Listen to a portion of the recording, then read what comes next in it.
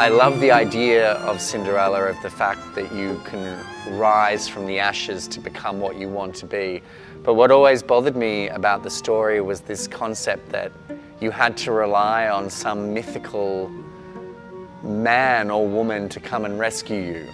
And I think that that's not necessarily the greatest message. I wanted to create a Cinderella who had choices. She rises from the ashes, she becomes this great, fantastic woman, and then she picks who she wants to marry and who she wants to be with. It's not someone who saves her, she saves him. And that was very much the message that I wanted to create.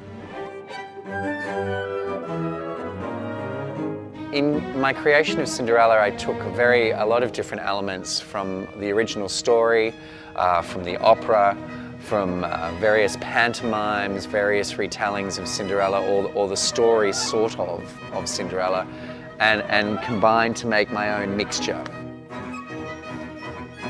The actual original fairy story is very gory. The Prokofiev score is actually pretty dark. I mean, if you sat at home and turned it on and listened to it, you don't see fairies and magic. You see a dark, troubled story. So I wanted to connect it a little bit more into a sort of a gothic world. The scenery and costumes are designed by Christian Fredrickson, who I've worked with several times.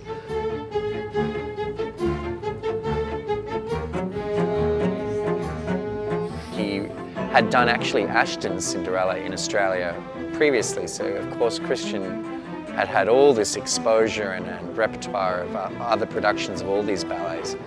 What I liked, and I think he liked, was that this was the darkest one, and that we were dealing with ghosts and minotaurs and lions and all sorts of creatures and goblins and things, and that really appealed to him. I think he really enjoyed the process, and I certainly love it. I think it's one of his greatest designs. Dandini is the servant to the prince, and very much in a similar lifestyle as she is with the ugly sisters. She's treated kind of poorly by the prince. The prince ends up being incredibly beautiful, incredibly rich, but incredibly nasty. That kind of crazy, arrogant royalty figure. And Dandini is the regular guy, the Joe Schmo, who then, as her life unfolds and she has all these choices and she takes control of her life. But I also wanted to turn her into someone who was feisty and a real firecracker, a real Texas woman. And she can pick being a queen and a princess and having all this money and choice, or she can pick true love, which might not be as rich or as lavish, but is that not really what we are all looking for?